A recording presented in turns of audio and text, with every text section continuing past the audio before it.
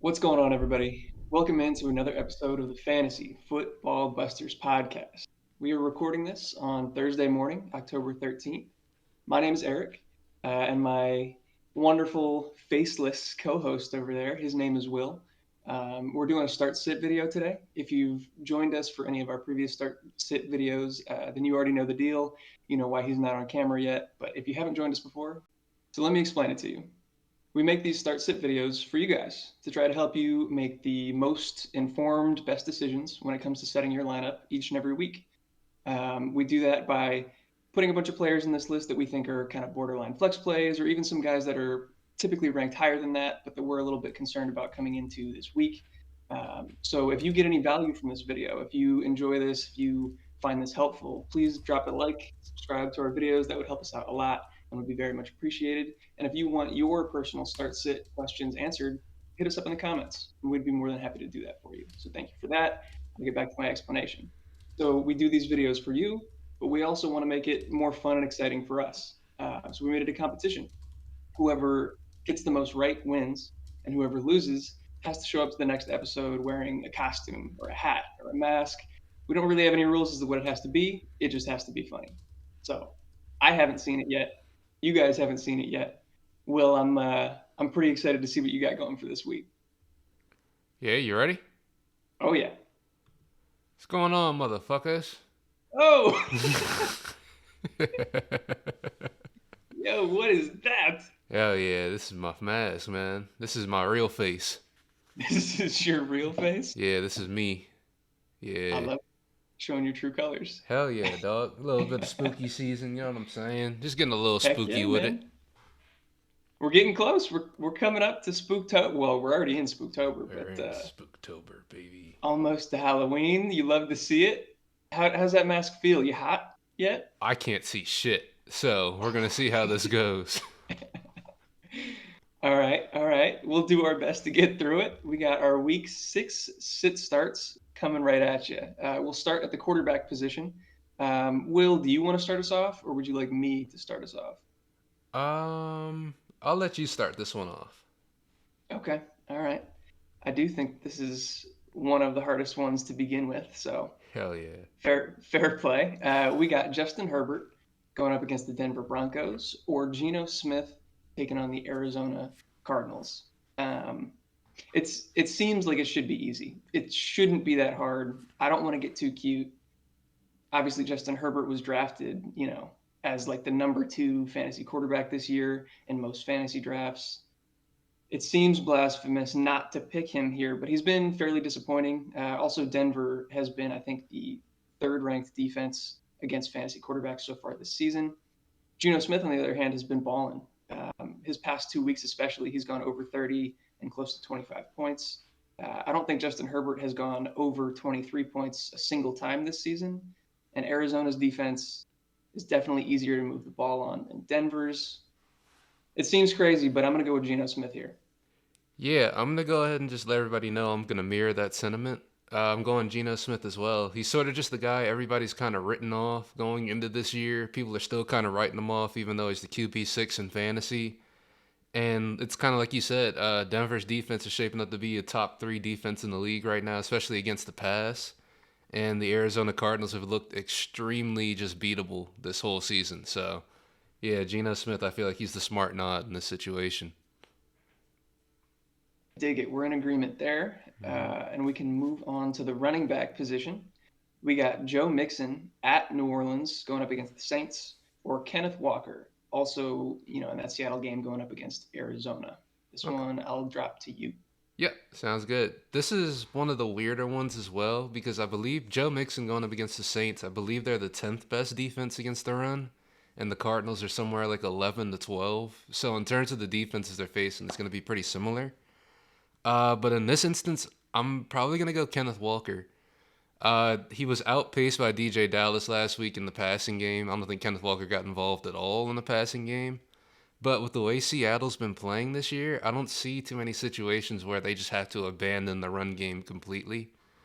And with Joe Mixon against the Saints team, it's going to be weird to see. Joe Mixon also has been a lot more involved in the passing game this season as well. So it is a close decision right here. but I think ultimately I'm going to be giving it to Kenneth Walker. I think in this offense, this is just a higher powered offense. I think he's going to get more opportunities to score. And Joe Mixon just hasn't really had that kind of luck so far this season. We hope to see that change, but yeah, as of right now, I'm going to go Kenneth Walker. I like all of what you said. I think I'm also probably going to end up agreeing with you. This one's definitely tight. Joe Mixon, like you said, has been more involved in the passing game so far this season than he has in really any season of his career so far.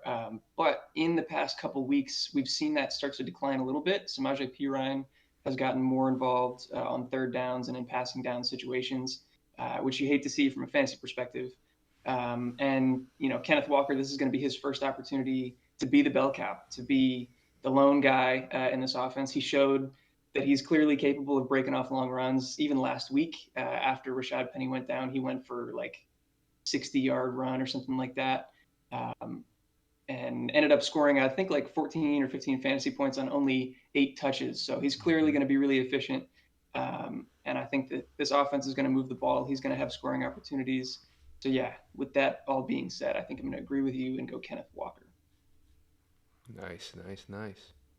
So that will take us into our second running back matchup here. We got Kareem Hunt against New England or Travis Etienne in Indianapolis against the Colts. This one's back to me. Definitely an interesting call here. Kareem Hunt has been kind of up and down as far as fantasy production, but mostly because Nick Chubb is dominating a lot of the touches, and they've been in a lot of winning game scripts. So they've been able to just hand the ball off to Nick Chubb. They haven't had to catch up very often. I think this New England defense might give Kareem Hunt a little bit of an edge in this game. I think they're going to make it tough for Jacoby Brissett, who used to play in New England. So I think Bill Belichick is going to potentially have his number and know what to do against him. Could be more of they could be forced to pass more, which is why Kareem Hunt could get more involved. Travis Etienne has started to supplant James Robinson over the past couple of weeks in his backfield. Indianapolis has been a pretty good defense and decent against the run. Kind of a similar situation where he's their passing down back over James Robinson. I think these are really similar, but I'm really nervous that New England is going to clamp down on Cleveland the way that they did against the Lions last week. And for that reason, I think I'm going to lean towards Travis Etienne here. Yeah. I pretty much my notes are very similar. I got Hunt going up against the worst defense, not the worst defense here, but the worst defense in this situation, with New England being worse than Indianapolis. But yeah, last week Etienne and Robinson, they had the same amount of carries, and Etienne was clearly able to do a lot more with those carries. I think the team is starting to realize who the actual workhorse running back in this offense could possibly be, and I think that's going to be Travis Etienne. He's been consistently involved in the passing game, just like Kareem Hunt has, so they don't really split off in terms of, who's who and that. And I think this is the game where Jacksonville kind of hits their stride again. The last time they played the Colts, obviously, it was a 24-0 blowout. I don't expect that to happen again, but I do expect the Jaguars to kind of hit their stride again and sort of get back to firing on all cylinders. So I'm definitely leaning towards Etienne in this situation as well. Like it. We're in agreement for the first 3. Yeah. Hopefully we find some disagreements here as we go. We still do have 7 more. We'll get into the wide receiver position, starting with Jalen Waddle taking on the Minnesota Vikings or Jacoby Myers at Cleveland. Yep, and I'll be kicking this one off. And as you guys know, or you might know by now, I do like Jalen Waddle a lot. But in this instance, I got to use my head. I got to go with Jacoby Myers. Jalen Waddle's going to be playing in this game. Most likely, I'm saying most likely because it's a 95 to 99% chance that they're going to have Skylar Thompson back there starting at quarterback.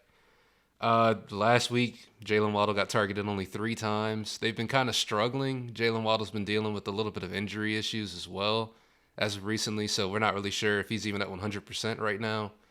And Jacoby Myers just this last week had a 38% target share, and he's able to turn it into 7 catches, 111 yards, and a touchdown. I don't really expect that to change in this New England offense. I think he's just sort of just become the guy in this offense. His target share, even before he was hurt, was ridiculous. It was somewhere around like 35%. So, yeah, unless Jalen Waddle's able to get one of those weird boom weeks out of this week, I think it's going to be Jacoby Myers hands down. Totally agree. And I have a lot of the same sentiments to echo. Like you said, Skylar Thompson is more than likely going to be the starting quarterback for the Dolphins this week. When he came in last week, and he played pretty much the entire game. Teddy Bridgewater got hurt in that first drive. He only managed to put up, I think, 166 yards. Didn't really do anything for fantasy. Didn't support any of his receiving options except for Tyreek Hill. Tyreek Hill, I think, had 7 targets, 7 receptions for like 40-something yards. So he was usable, but still not great. Hill did get a little bit banged up last week, but he's already back practicing in full. So if he's back in the fold, I expect him to probably be Skylar Thompson's number 1 target again, which would mean a smaller slice of a really small pie for Jalen Waddle, which is why I think I'm going to go with Jacoby Myers, who's just been really consistent and really, really productive in fantasy so far this year. I like it. Still in agreement through 4. We go on to number 5. Cortland Sutton at the LA Chargers or CeeDee Lamb at the Link taking on the Philadelphia Eagles. Is this one back to me? Yep, this one's you. Back to me. Okay. This one is really, really difficult for me. I've been waffling back and forth on this. I'm probably going to have to make my decision on the spot. We know that Russell Wilson is dealing with some sort of like shoulder, lat, chest injury. Do you know the specifics? I believe they said it's a partial tear around his labrum. Like that area in his shoulder? Yeah. Okay. So this is something that I think he's been dealing with for like a week and a half or so. I think he suffered the injury 2 weeks ago. It's up to you guys, I guess, or up to us to decide whether or not he was hampered by it last week and that was the reason for his down performance, or if that's just kind of what Russ looks like now. It does seem like he's going to play. The backup would be Mark Rippon, I think. So Cortland Sutton has clearly been the number 1 target in that offense. He's been getting force-fed targets, and he's been producing, even though the Broncos offense hasn't looked very good. CeeDee Lamb has had his boom games. They also are in a weird quarterback situation where Dak isn't back yet. They're still trotting out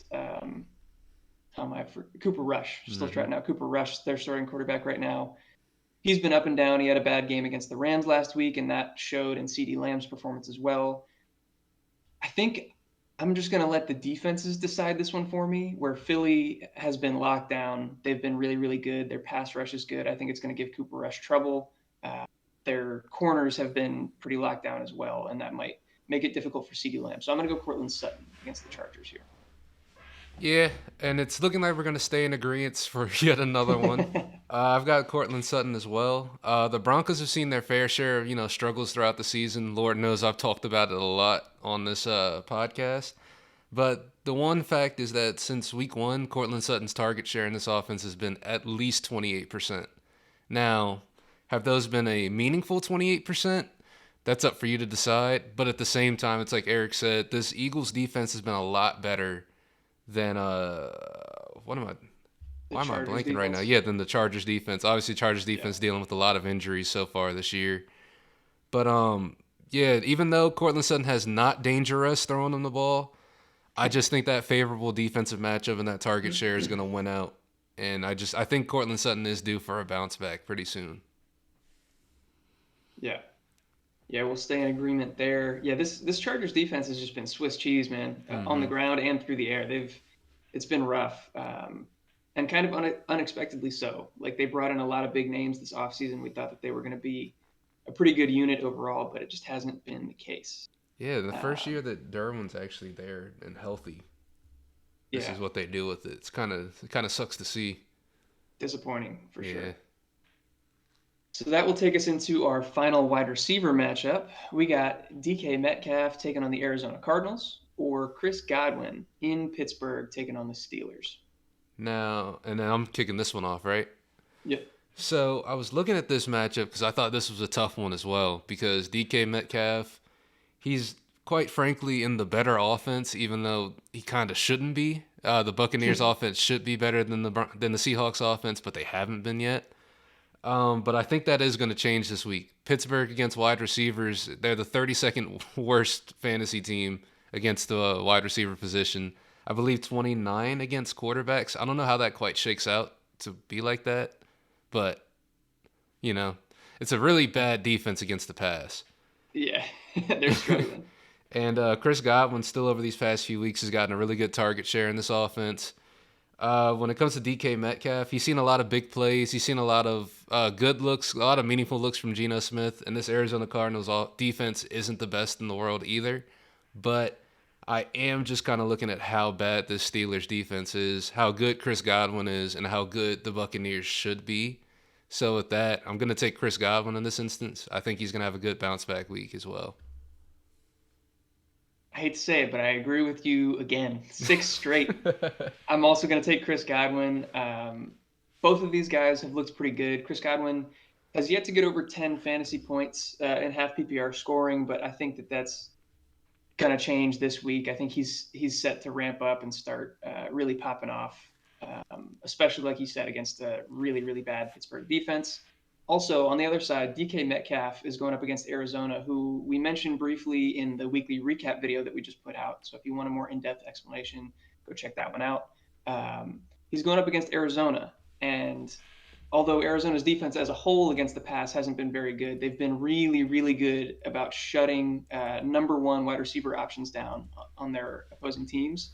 Byron Murphy, their number one cornerback, has been playing lights out, really, really good. And they also typically will use bracket coverage against an opposing team's number one wide receiver, meaning they bring a safety over the top and just basically double the guy the whole game. They haven't allowed a single opposing team's number one wide receiver to score over 10 fantasy points this year, except for Cooper Kupp. And actually, Cooper Kupp didn't do it through the air. That was the week that he had a 20-yard rushing touchdown, which got him to 14 fantasy points, which was his lowest output of the season.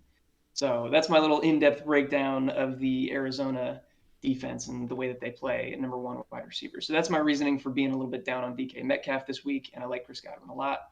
So I'm going to go Chris Godwin. Sheesh, man. Nobody might be in a costume next week at this rate. Yeah, is that your strat? We're just gonna agree on everything. Nah, man, it's not. I got my notes written up already, man. I had these picks. No, I know. I'm just messing with you. Let's get into our flex matchups. Hopefully, we disagree. If not, it is what it is. But hopefully, it gives you guys confidence out there watching that we are in agreement with all of these. So you should be confident to start these guys in your lineups. First flex matchup: Melvin Gordon at the LA Chargers or Christian Kirk at Indianapolis. This one's back to me, right? Mm-hmm. Okay, so Christian Kirk is a guy that we both loved in the pre-draft process. We were preaching for everybody to draft him as he was going late. He's been really good so far this season, but the last 2 weeks he has been kind of disappointing. One of the weeks I think can be easily explained away because his role changed. He went from being a slot wide receiver to being forced to play outside due to an injury. Not to him, but an injury in their wide receiver core. But then last week he went back to playing in the slot and he still struggled. I think that was just a bad week overall for the Jaguars in general. So I'm not too worried about it. I would expect him to have a decent week. With that being said, though, I still think that Melvin Gordon is going to outperform him. He's going up against this Chargers defense, which, like we said, they've just been terrible against the run and the pass. They gave up crazy numbers to Nick Chubb last week, and they've been doing that all season long. And if Russ is hampered, they might have to lean on the run even more. Or if he doesn't play and Mark Rippon comes in, they're definitely going to be leaning on the run. So I'm going to go with Melvin Gordon against the Chargers here. Okay, and this is the first one that we're going to split off on because Let's go. I'm taking Christian Kirk. I'm hoping to see another performance like the last time they played against the Colts. I believe the last time they played, he put up 23 fantasy points. Now, I know that same performance is probably not going to happen again, and his usage has been trending downward, which has been a little bit alarming.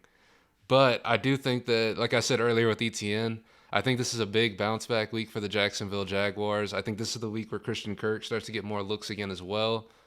They should be back to somewhat full health this week as well. I think Zay Jones, everybody's going to be back. Zay Jones was back last week as well, I believe. Yeah. Yeah. But yeah, I think this is the first week that we're seeing this Jaguars team at full strength again. It should be a sort of not a new look team, but getting close to a new look team now that ETN's getting more involved and getting more passing looks as well. So yeah, I'm gonna take Christian Kirk in this instance. I'm hoping for the best, but yeah, this is where things get dicey for me going into next week. No, I like it, man. I like it a lot. Christian Kirk is our guy. We've been pushing for him all season, so I'm going to continue to root for him, and we'll see if you get the win there on that matchup.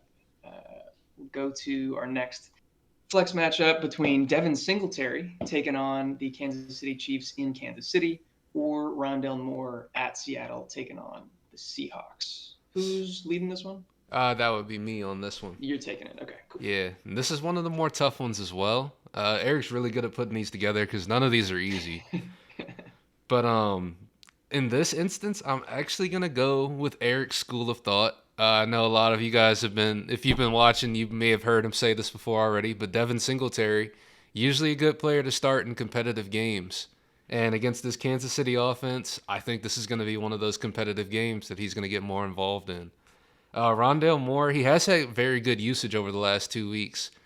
That's not to say that, the Arizona Cardinals are going to have to come to play ball if they want to stay in a game with the Seahawks, which is a really weird sentence for me to say. But it's the truth. Rondelle Moore is going to have to step up. This whole Arizona offense is going to have to step up. It's just, do I think they're going to be able to do it? And do it more so than Devin Singletary against the Kansas City Chiefs? The Bills should be in a lot of good scoring opportunities. So I'm going to be going with Devin Singletary here. I'm going to follow the Eric school of thought, but let's see if he is. I like it. I like it. I'll reveal at the end. We'll talk about both of these guys, unbiased. You did make a really good point. I think Devin Singletary does perform better in competitive matchups where the game is going to be close, where the game script, isn't that they're just going to blow the other team out. And clearly, Kansas City is going to be providing, a pretty tough matchup for them. They're going to be able to score toe to toe with them in Buffalo. Rondelle Moore had a really, really good week, a really encouraging week last week where he got 8 targets, 7 receptions for 68 yards, scored 9.6 fantasy points, and they finally put him back in the slot, which is kind of interesting where like they had been playing him out wide and it upped his average depth of target, which was abysmal last year. I think it was like negative.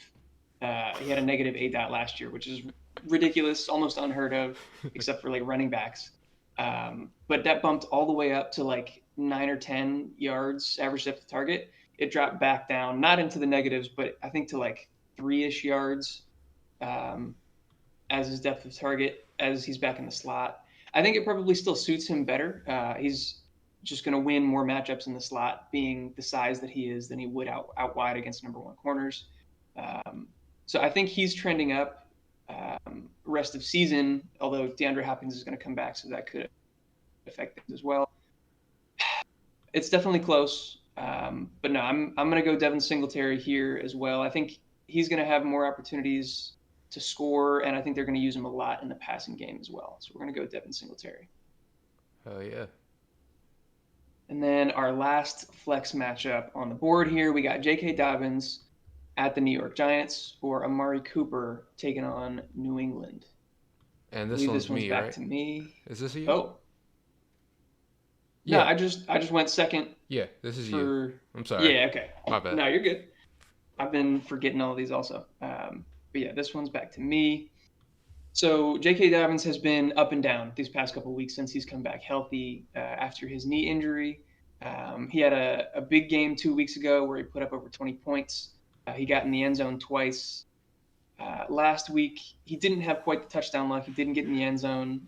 He was a little bit less efficient. I think he still looked pretty good as far as like just passing the eye test. I thought he maybe not as explosive as he was pre-injury, but he still looked quick. He still looked elusive. They're taking on the Giants, who have been kind of middle of the road as far as run defense. Amari Cooper has also been pretty boom bust. He's definitely had some good weeks, and him and David Njoku are kind of the 1A, 1B in the passing game in Cleveland. But they're taking on New England, who we highlighted earlier, I think, as being a really tough matchup. for this Cleveland offense. And I think that's going to be the main reason that I'm going to lean away from Amari Cooper and take J.K. Davins here. I just think New England is going to make things tough for Cleveland, and hopefully J.K. Davins finds the end zone in this one. Yeah, and unfortunately, I am going to disagree on this one. I guess unfortunately and fortunately. Yeah. But I do think Amari Cooper, I think his usage in this offense has been spectacular. I think they're going to keep him involved. He has seen some bad luck, I will say that. He's had some bad games, notably against Atlanta, where he was locked up. He was locked down by A.J. Terrell that entire game. I think he had one catch for 9 yards. But I think against this New England defense, who they're coming off a shutout, I will say they're coming off a shutout. So they're rolling in hot. But I do think that Amari Cooper has an opportunity to still play well. You know, last week he was targeted 12 times, I believe. He was able to turn 8 of those into catches, maybe 7. But Amari Cooper, I think his usage has been better. And J.K. Dobbins, he's been a little bit worrisome with just his usage, just a little bit. I'm not completely sold yet. I'm not completely sold yet on that. So, yeah, I'm going to go Amari Cooper there just because going with the more tried and tested option. Hopefully, like you said, Bill Belichick isn't able to draw something up for Jacoby Brissett and just lock him down completely. But that is definitely in the realm of possibilities because that is Bill Belichick that we're talking about. But, yeah, I do value Amari Cooper a little bit more this week, just a little bit. I like it. Yeah, this was definitely a tough one for me, and I think it's important just for us to tell the audience, like J.K. Dobbins, like you said, his usage has been a little bit concerning. He hasn't been getting nearly as many touches as we would like. I think um, Kenyan Drake. I keep forgetting people's names. Kenyan Drake Mm-hmm. was back active again this week and more involved than I would have expected. So that's definitely a good point that you brought up there. I'm not super confident in either of these guys. I Mm-hmm. am a little bit more scared of the matchup as well. So Mm-hmm. I think that was good to note. And then our last matchup of the week. Hopefully, we actually get a fair fight again this week, or not again because we didn't get it last week. If you haven't joined us before, we have a running segment: Kyle Pitts or random waiver wire tight end. I hate this segment every week. Seems like Kyle Pitts will never win.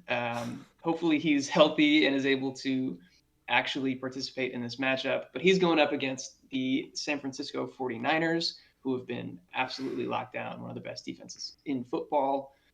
Or our random waiver wire tight end this week is Noah Fant taking on the Arizona Cardinals. I already forgot again. Who's this one going to first?